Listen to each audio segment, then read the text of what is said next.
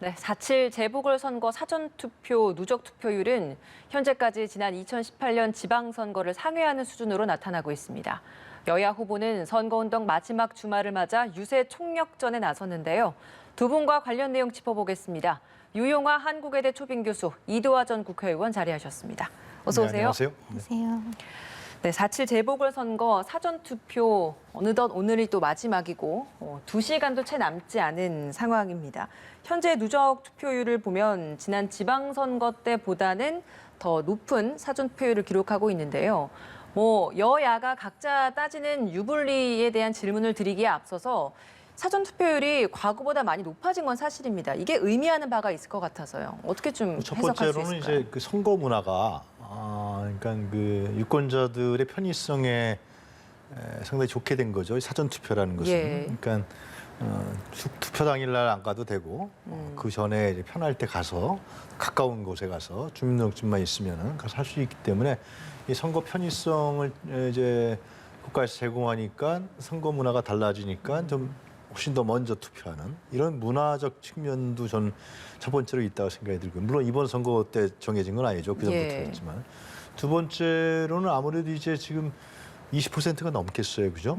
이렇게 되면은 지금 지방선거랑 비교하셨잖아요. 이게 보궐선거인데 전국 선거보다도 높다 그런 거는 상당히 이번 보궐선거에 서울적 시민과 부산 시민들이 표시하는 관심이 높다라는 거죠. 굉장히 단순하게 지지자들 조직 동원하고 이런 게 아니기 때문에 그런 측면에서 봤을 때 이제 결국은 이게 누구한테 유리하냐라는 건데 일일이 다 셀 수는 없었겠죠. 누가 많이 나갔는지는 예. 각 캠프에서. 그러나 사전 투표에 나간 분들이 아무래도 이 나이 드신 어르신들보다도 오늘 또 비가 왔단 말이에요. 예. 비가 왔는데도 이렇게 높다라는 것은 상당히 세대별로 봤을 때는 그래도 40대층이라든가 50대, 30대 층들이 많이 나가지 않았겠느냐 하는 예상을 합니다. 캠프에서는 분석을 하고 있을 것 같은데요. 각 캠프에서는.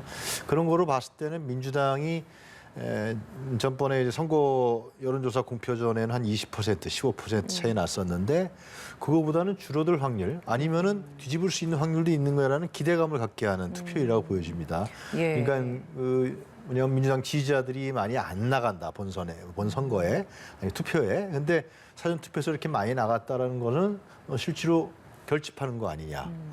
그러면서 또 수요일 날도 많이 나올 수 있다. 그렇기 때문에 이 오세훈 후보의 어떤 비리 의혹이라든가 특혜 논란이라든가 거짓말 논란 이런 부분들이 유권자들한테 먹히는 것이 아니냐. 이런 부분들 속에서 아무래도 좀 기대를 가지면서 더 온라인 선거라든가 SNS 선거에 더 주력을 더하지 않겠냐 생각합니다. 예, 높은 사전 투표율이 갖는 의미부터 해서 여야 중에 누구에게 더 유리할 것인가 해서 40대 혹은 20, 30대의 투표율이 좀 참여율이 높을 것이다. 고로 민주당에게 좀 더 지금 이 높은 투표율은 유리하지 않겠느냐 이런 분석까지 좀 해주셨습니다. 이도화 의원님 의견이 좀 어떠신가요? 예, 저는 견해가 조금 다른데요. 이제 분석을 좀 다르게 하는데 보통 사전 투표는 진보 진영에 유리한 거 아니냐. 교수님 말씀하신 것처럼 그렇게들 많이 해왔고 지금까지도 사실 사례가 그런 경우가 많았습니다. 그렇지만 지금은 투표 이제 최종 그 여론조사 공표 금지 기간 전에 보면 2030 세대가 국민의힘을 지지하는 사람들이 좀 더 많다. 이제 지지가 좀 옮겨왔다. 이런 내용도 나오고요. 이제 3월 31일 기준으로 사실 이제 투표 여론조사가 이제 공표가 금지되고 있는데 그때까지 여론조사 한 걸로 보면 기존의 더불어민주당을 지지했던 층들이 국민의힘 쪽으로 지지를 옮긴 사람들도 상당 부분 있는 걸로 확인이 되고 있습니다. 그래서 젊은 사람들이 사전 투표에 익숙하다. 그거는 사실일 것 같아요. 그런 부분은 사실인데 그럼 그 투표한 사람들 20, 30, 40 세대가 다 그럼 더불어민주당에 좀 더 투표를 많이 했을 건가 여기에 대해서는 견해를 달리하고 2030 세대가 오히려 국민의힘을 조금 더 지지하지 않았을까 이런 분석도 있을 수 있고요. 무엇보다도 우리가 한 15년 동안 전국 선거를 보면요. 그 여론조사에 우리가 그 여론조사 조사한 거 예. 마지막 공표 기간까지 그때 최종 여론조사하고 실제 투표에서 1위를 비교했을 때 15년 동안 그게 1등이 계속 지속된 거예요. 뒤바뀐 적이 네, 없다. 뒤바뀐 적이 없어요. 15년 동안. 예. 그렇다면 지금도 전국 이렇게 아주 큰 선거, 지금도 사실 서울, 부산시장 선거니까 전국 단위 선거라고 하긴 어렵지만 국회의원 선거보다 훨씬 큰 단위의 선거죠. 그렇다면 그리고 지방 선거도 15년 동안 마찬가지였거든요. 그러니까 이게 15년 동안 마지막 1위가 실제 투표에서도 1위였다. 이런 게 확인이 되고 있기 때문에 이 경우도 그렇지 않을까. 근데 뭐 사실 이거는 확인을 해봐야 알 수 있지. 저희가 알 수는 없습니다만. 예. 그래서 그리고 또 본 투표율이 휴일이 아니니까요. 아무래도 지금은 2018년 지방선거보다 투표율이 사전 투표율은 높은데요. 본 투표까지 합했을 땐 어떨지를 모르겠어요. 휴일이 예. 아니니까요. 그래서 이 부분도 좀 더 지켜봐야 될 것 같고요. 근데 어느 정당에 유리할지는 각각 정당마다 이제 본인들의 희망 사항을 얘기하고 있는 것 같습니다. 네, 알겠습니다. 그 여론조사 공표 금지 기간 직전에 나왔던 그 결과가 최종 결과와 크게 달라지지 않았다라는 말씀을 해주셔서 사실 그 지금 공표가 금지된 블랙아웃된 이 기간 동안 어찌 보면 오세훈 후보에게 조금 불리하다라고 할 수 있는 이런 다양한 의혹들이 좀 제기된 게 사실입니다. 내곡동과 관련된 추가 증언도 있었고 그리고 또 용산 참사와 관련된 발언에 대한 문제도 있었고 이런 부분들이 표심에 크게 변화를 주진 않겠습니까? 저희가 사실 항상 재보궐선거 이거는 제가 말씀드린 15년 동안 통계를 말씀을 드렸지만 그 본선거였거든요. 그러니까 재보궐선거는 투표율이 낮으니까 아무래도 조직선거지 않겠냐. 그리고 조직에 있어서는 국민의힘이 열세다 이런 걸 다 인정해요. 이 부분은 인정을 하는데 이번에는 어떤 부분이 얘기가 있냐면 사실 바람 선거, 대통령 임기 말기고 그래서 중간 선거. 이기 때문에 정권 심판론, 정권 견제론이라는 바람이 부는 게 아닌가 이런 얘기를 하고요.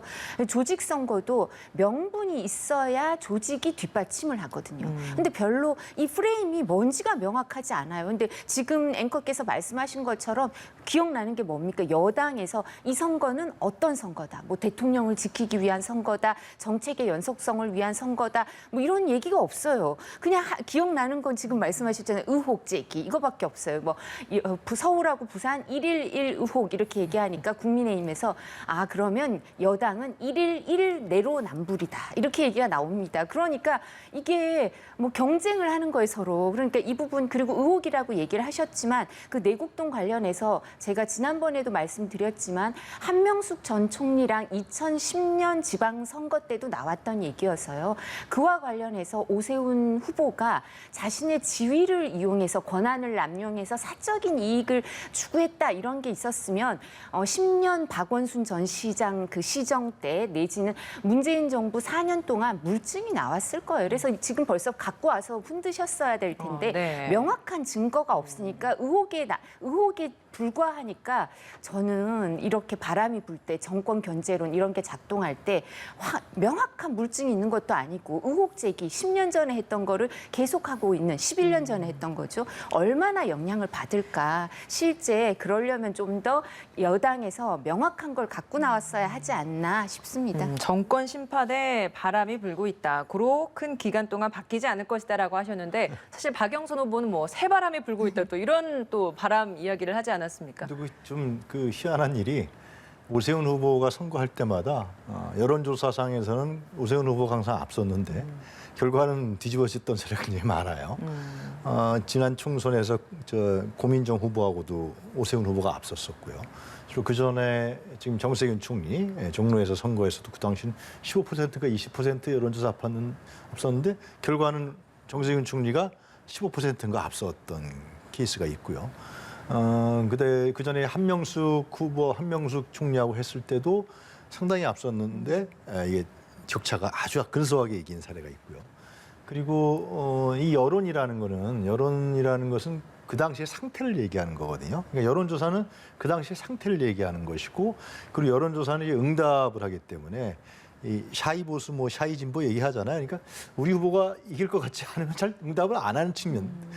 우리 진보 진영이 보수 진영이 불리하다 그러면은 잘 응답을 안 하는 측면이 있어요. 여론조사가 안 잡히는 거죠. 그래서 그걸 샤이라고 이제 명명하는 건데, 그런 측면에서 봤을 때는 물론 지금까지 여론조사가 서울, 부산에서 상당히 별로 편차 없이 이 야당 후보들이 이기는 거로 큰 차이로 이기는 건 나타났지만 그러나 반드시 이게 4월 7일 날 선거 때 그대로 접합한다 이렇게 보장할 수는 없는 거죠. 여론 상태가 달라질 수 있는 것이죠. 예. 그래서 말씀하신 그 이제 내곡동 땅 논란이라든가 용산 참사 같은 경우는 실제로 이 국가 폭력에 의해서 이 사회적 약자들이 당한 케이스인데, 근데 그 사회적 약자들에 대해서 폭력이라 그랬단 말이죠.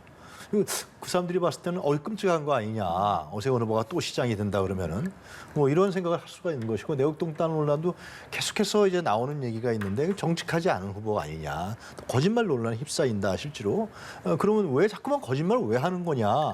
별거 아니라 그러는데 그거는 거짓말을 하는 이유가 있는 것이 아니냐. 결국 자기 시장 시절에 특혜 의혹이 있기 때문에 그걸 감추려고 거짓말을 처음부터 아예 뭐 존재 자체를 몰랐다, 뭐 기억이 안 난다, 몰랐다 이렇게 하는, 그것은 그 거짓말 논란의 시리즈는 결국은 자기 자신이 시장 때 했던 뭐가 문제가 있었기 때문에 거짓말하고 몰랐다 그러는 거 아니냐, 이런 합리적 의심을 할 수가 있단 말이죠. 예. 근데 이제 이런 부분들이 말씀하신 대로 과연 이제 투표장에 들어갔을 때 도장을 찍을 때 어떻게 영향을 미치나는 것인데, 지금 뭐 심판론 분위기가 워낙 강하니까요. 그리고 아주 민심도 화나 있고 분노하고. 그런데 과연 심판론이 이제 투표장에 들어가서 내가 찍으려고 그랬을 때 넥스트를 볼 거 아니에요? 내가 심판을 하는데, 그럼 내가 심판하는데 다른 후보를 찍을 때 이게 과연 심판되는 건가? 이게 대안이 되는 건가? 이러한 그 뭐라 그럴까요? 선택에 있어서의 결정을 할 수밖에 없는 것이 유권자란 말이죠. 또 의식이 많이 올라가 있고. 그래서 그런 측면에서 봤을 때는 과연 이제 뭐 경고 결과를 봐야겠지만, 오세훈 후보를 중심으로 했던 이 논란 자체가 과연 대안으로서 심판을 했을 때 그 대안으로서의 서울시장이 맞느냐라는 부분에 대해서는 최근의 논란을 봤을 때는 유권자들이 예. 상당히 의심하지 않을 수가 없는 그러한 상황도 있다, 이렇게 말씀드릴 수 있을 것 같습니다. 알겠습니다. 제가 조금 보충 설명을 드리자면요. 용산 관련해서는 사실 이게 대법원 판례가 있는 사안이에요. 근데 저도 용산 관련해서는 오세훈 후보가 관훈 토론회에서 조금 더 신중하게 발언을 했으면 좋겠다. 근데 오세훈 후보는 자신의 발언 전체가 아니라 일부가 나와서 진위가 전달이 잘 안 됐다, 그리고 사과를 하고 있는데요. 용산 관련해서 저도 그때 국회에 있었기 때문에 사실 이 부분에 대해서 관심을 가지고 봤었는데요. 정말 불행한 일이죠. 근데 이와 관련해서 사실 그 실제 세입자 임차인은 한 명이고 사망 사고가 있을 때 나머지 4명은 전철현 소속, 거기에 세입자가 아닌 분들이 이제 시위를 같이 하면서 이런 일이 벌어졌고, 이 사고의 원인도 화염병이라고 밝혀져서, 그래서 이런 부분을 이제 말을 하고자 했던 것 같은데 진위가 전달이 잘 안 된 것 같고요. 뿐만 아니라 그 관훈 토론의 내용을 보면 오세훈 후보가 임차인들과, 그렇다 하더라도 임차인들과 재개발, 재건축을 할 때는 이제 실제 소유자 말고도 임차인들과 협의를 잘 하고 그분들의 권익도 잘 살펴야 된다, 이런 취지의 얘기를 했어요. 네. 그래서 이런 부분이 했고, 또 좀 전에 내곡동 말씀도 하셨는데, 내곡동 관련해서 이제 박영선 후보 쪽에서는 자꾸 거짓말 프레임을 얘기를 하고 있는데요. 특혜에 관해서 명확한 그 증거가 없으니까 이제 거짓말 프레임으로 넘어간 것 같은데, 거기에서 이제 일부 그 증인들이라고 하면서 그 진술이 나온 게 KBS 보도부터 주로 시작이 됐는데요. KBS 노조에서 성명서를 내서 저널리즘의 기본이 안 돼 있다. 그러니까 객관적인 사실로 이게 확인이 된 게 아니라 일부 16년 전의 기억을 갖고 이런 보도를 하는 거는 선거에 영향을 미치려는 거 아니냐, 이런 KBS 노조의 성명서도 있기 때문에 이분들이 사실 제가 이분들이 잘못된 기억을 갖고 있다는 게 아니라, 기억이란 건 오래되면 사실 16년 전의 기억은 누구도 장담할 수가 없는 거거든요. 그분들의 기억도. 그래서 아마 오세훈 후보는 시민들의 하고 이런 기억, 몇몇 분들하고 기억에 대해서 막 다투는 모습을 보여주고 싶지가 않은 것 같아요. 그래서 그리고 이 기억이라는 거, 그리고 이분들 자체가 사실 본질적인 건 아니기 때문에 계속 이 부분에 대해서 의혹이 저희가 선거에 영향을 미치지 못할 거다 말씀을 드리고요. 예. 그리고 이제 오세훈 후보랑 고민정 후보 선거했을 때는 저희도 여론조사 안 믿고 싶었는데, 총선에서 나중에는 오세훈 후보가 이제 여론조사 마지막엔 상황이 더 안 좋았어요. 그래서 저희가 그래서 그때는 저희 지난 총선에 어땠냐면, 총선 결과가 너무 이제 그 야당 야당에 나쁘게 나오니까 국민의힘에서는 그때는 그 여론조사는 안 믿고 싶어 했어요. 근데 비슷하게 나왔거든요. 그러니까 이번에는 입장이 바뀐 거죠. 국민의힘은 또 믿고 싶어 하고 여당은 또 안 믿고 싶어 하고 항상 알겠습니다. 여론조사가 이런 게 여론이라는 거는 있습니다. 변한다는 걸 제가 네. 꼭 여론조사는 상태를 얘기하는 것이지 예. 그것이 그대로 일주일 뒤에 맞습니다. 열흘 뒤에 간다는 건 아닌 것이죠. 예, 이제 KBS 나흘밖에 남지 않았기 예. 때문에 KBS 보도는 게 공정성을 얘기한 것 같은데 예. 그 수많은 몇 사람입니까? 5명이 봤다 그러는데 나는 기억이 없다 그러니까 국민들이 봤을 때는 도대체 그 기억을 존중해야 된다 그러던가요? 그 말이 기억 앞에 겸손해야 겸손해야 된다. 된다는데 예. 그게 무슨 말인지 잘 모르겠고 하여튼간에 그러한 부분들이 실제로 이 선거라는 거는 이제 이 찍잖아요. 도장을 찍는 것은 내가 그 사람을 신뢰하기 때문에 찍는 거거든요. 그 신뢰성에 있어서 문제를 자꾸만 일으키는 것이죠, 근데 실제로. 저희도 재판을 많이 해보면요. 16년 전의 기억을 명확하게 한다는 게 그렇게 쉽진 않아요. 그리고 왜냐하면 오세훈 후보가 이런 얘기는 본인이 안 하고 싶어서 저희도 이제 방송에서 말을 할까 고민을 막 했던 내용인데 그 같이 갔다고 하는 장인 어른이 누구시냐면 새로 이제 장모님이 새로 재혼한 장인 어른이니까 그 부동산하고 관련이 없는 분인 거예요. 그렇다면 그분하고 오세훈 후보도 부동산하고 관련이 없어요. 부인이 8분의 1 지분을 상속받았는데 아니 그럼 그 두 분이 그 측량을 보러 갔겠습니까? 8분의 3 지분을 갖고 있고 상속인이고 차남들 중에 누군가 갔을 가능성이 높죠. 그러니까 알겠습니다. 본인들이 안 갔다 이렇게 예. 얘기를 할 수밖에 없는 상황인 것 뭐 같습니다. 그럼에도 불구하고 박영선 후보 캠프 측에서는 계속해서 뭐 거짓말이 나오고 있다, 사퇴해라, 뭐 이런 이야기하고 있지 않습니까?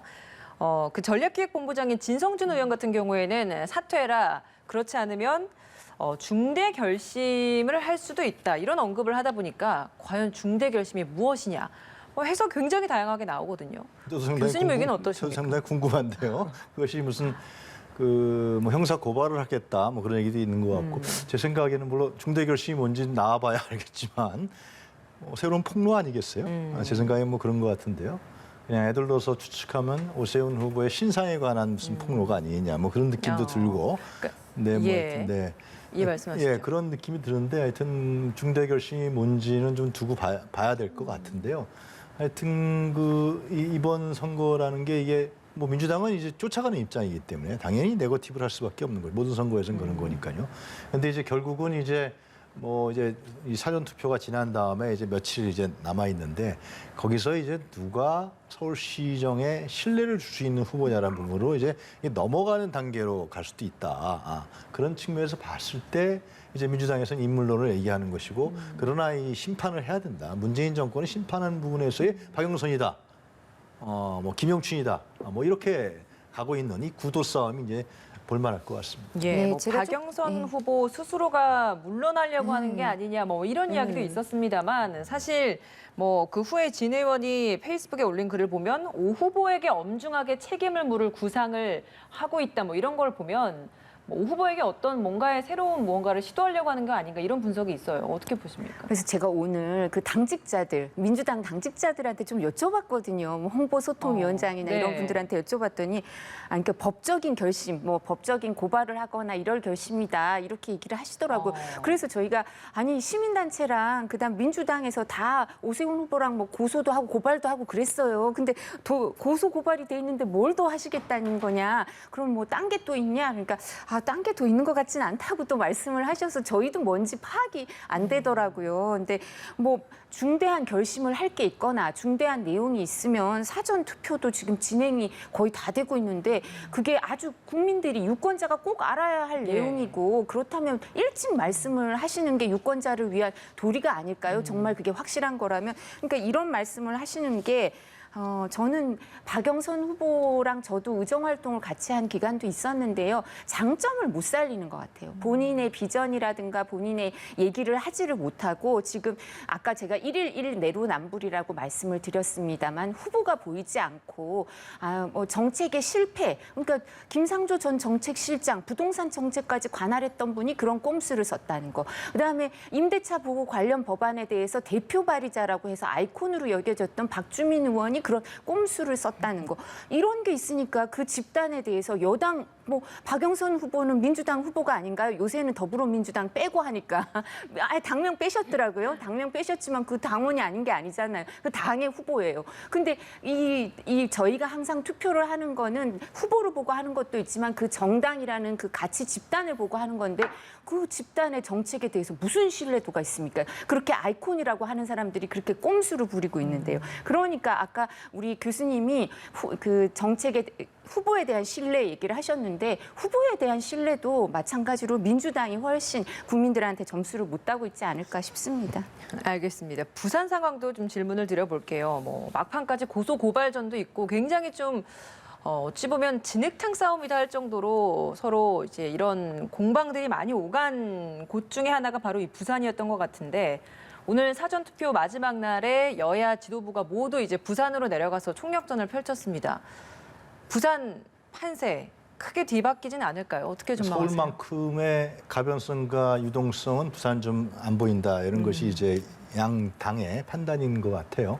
서울 경우는 아무래도 이제 지금 오세훈 후보의 이 논란 자체가 상당히 제대로 오세훈 후보가 설득력 있게 답변을 못하고 있다라는 측면에 봤을 때 더욱더 의심이 가고 후보에 대한 신뢰성이 떨어진다. 특히 용산 참사 같은 경우도 말씀하셨지만 이것은 그 본질 자체는 당시에 그 영세 소상공인과 영세민들에 대한 그 부분에 대해서 국가가 지켜주지 못하고 이 폭력적 철거반을 했던 부분에 대한 얘기가 있었거든요. 그런 부분의 본질에 대해서 오세훈 후보는 얘기를 안 하고 있는 건지 못 하고 있는지 자기가 서울시장이었으니까요. 그런 부분에 대해서 오세훈 후보한테 더 문제가 있다라고 이제 이 당에서 집중적으로 하는 것 같은데요. 부산 같은 경우도 지금 얘기를 들어보면 지금 선거에 대한 얘기를 잘 안 한대요, 시민들이. 그러니까 말씀하신 대로 네거티브가 치열한 거죠. 물론 네거티브에 있어서는 김용춘 후보보다도 박형준 후보에 대한 네거티브 공방이 더 많죠.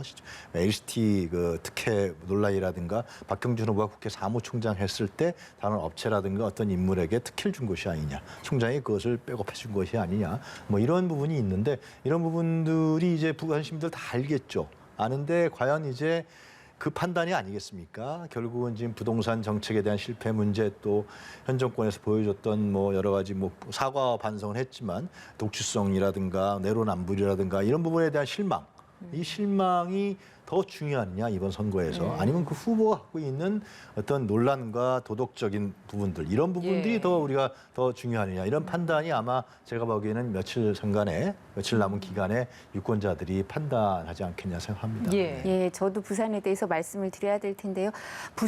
서울은 사실은 오세훈 후보가 치고 계속 올라오는 추세였지 처음엔 유리하지 않았어요. 박영선 후보가 훨씬 유리했었죠. 근데 부산은 거의 항상 박형준 후보가 경선 과정 본선 지금 이제 본 선거 그 이제 준비 기간에도 선거 기간 중에도 항상 우위를 점하고 있으니까 네거티브의 대상이 훨씬 이제 강력한 대상이 되고 있는 것 같아요. 그리고 뿐만 아니라 근데 이제 부산 선거는 사실 오거돈 전 시장이 지금 이 성범죄 관련해서 재판을 받고 있어요. 그죠? 재판을 갖고 있고 피해자가 막 절절한 얘기를 하고 있으니까 아니 부산 시민들이 아이들이 이 선거는 또 왜 해요? 몇백억 들여서 왜 해요? 그랬을 때 애들한테 뭐라고 하겠습니까?